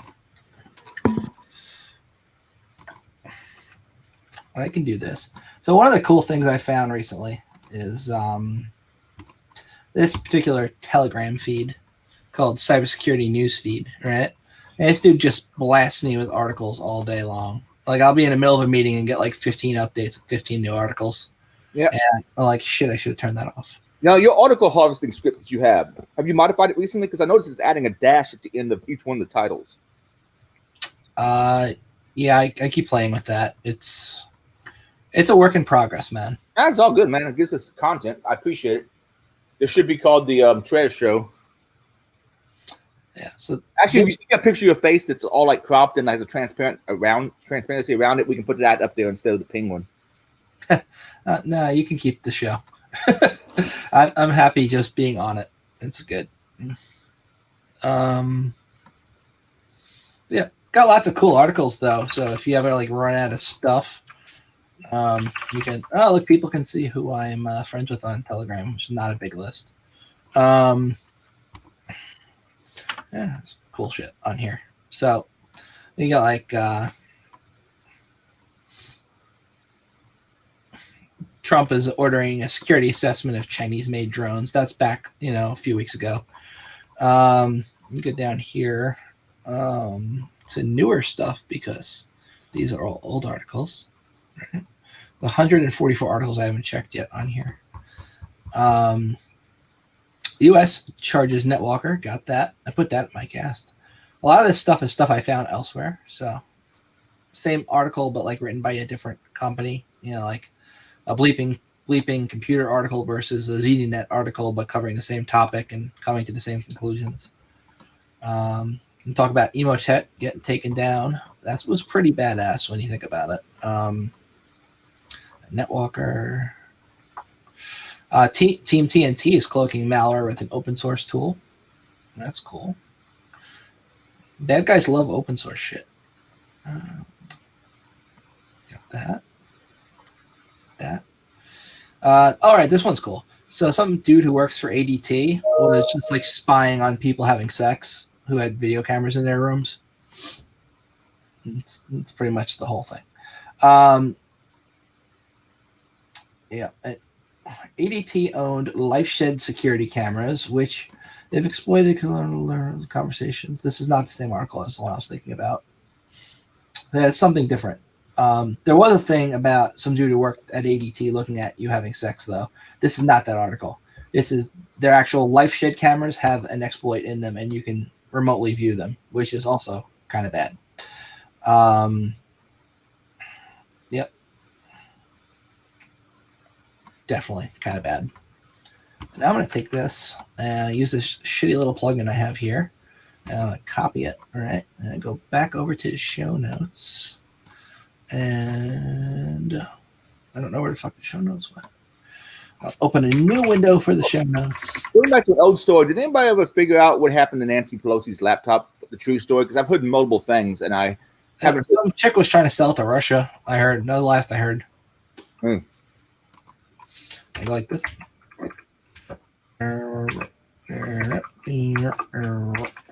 Boom. Now that's in the show notes. Like this. Formatting. Okay. Now we got the sudo bug. Sudo. Emotet thing. We covered that. Yep. There are other people call it pseudo, or they mispronounce it too. So yeah, I'm trying to correct myself, but it's really, really hard.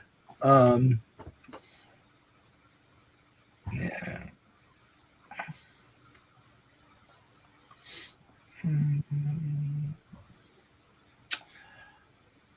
There's a new Docker container escape bug that affects Azure functions. We don't really care about that, though. It is cool. It's just not that interesting to me. Wormable Android stuff. That would be neat. I guess it messages your contacts. Download this application. That's not really your typical worm, but I like it. It's novel. Let's message all the contacts and tell them to download this app. Kind of like the email worms, right? So I get us all on a watch list. Someone who's unfollowed me a little bit ago, probably because of various controversies online, but they were doing some research into airport security and what will and won't go for a metal detector. So I offered up bringing some of my Zytel/Grivery a plastic weaponry in. I don't know if you ever heard of those two substances. They're basically different brand names from different companies, but they're both essentially nylon that has been reinforced with fiberglass through it. So like fiberglass impregnated nylon, and they make all sorts of knives and stabby weapons with them. And what they're not is, you can't sharpen them up to like steel. They're super lightweight. They're non-metallic, so they'll go through a metal detector.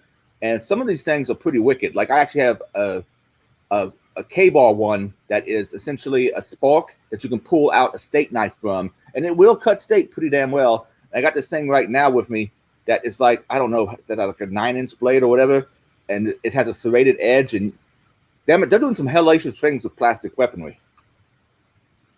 Yeah, that's got us on some watch lists.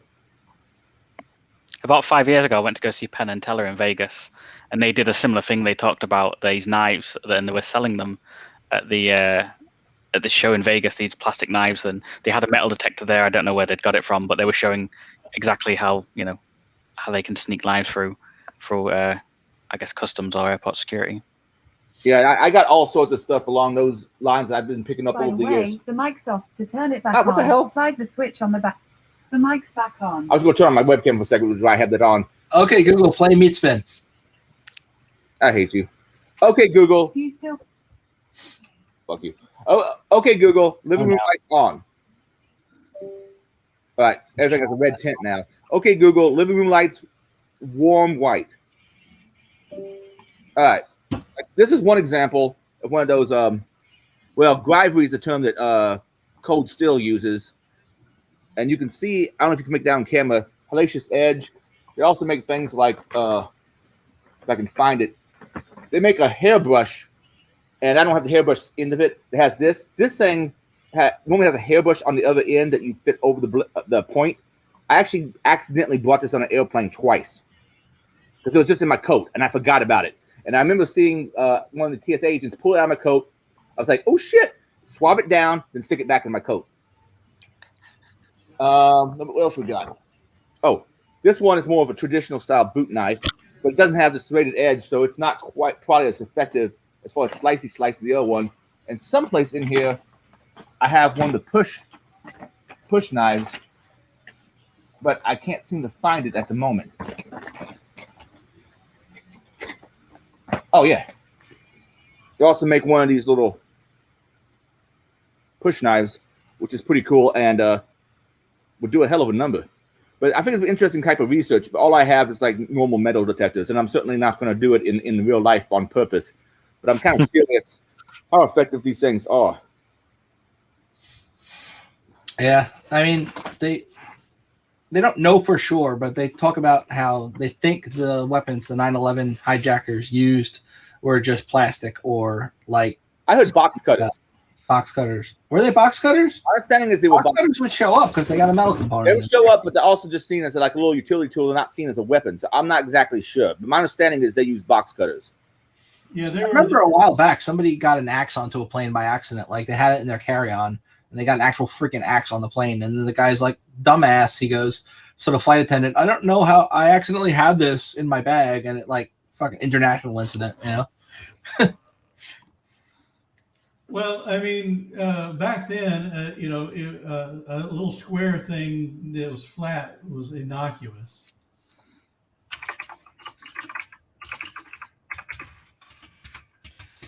I think a lot of the the security theater that we've got going on doesn't even catch the stuff it claims to. Like, it's but it's about compliance, right? Like there's a rule in the UK about our tax authority, and they have to look as if they're catching a certain amount of compliance, because if they pretend they're catching as many people, then that will intimidate other people to not evade tax and pay tax. And I guess it's like a similar circumstances. If like you say, it's security theater, if people think that other people are being compliant and there's a high chance of getting caught, then maybe people won't be doing bad things, I guess. Yeah. I mean, it makes sense. It's like a deterrent, you know?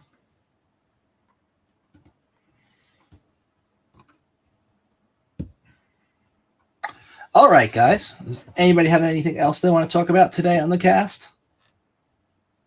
No. All right, then. Well, we've milked the show notes as much as we can. I think we've answered any questions we had in the chat.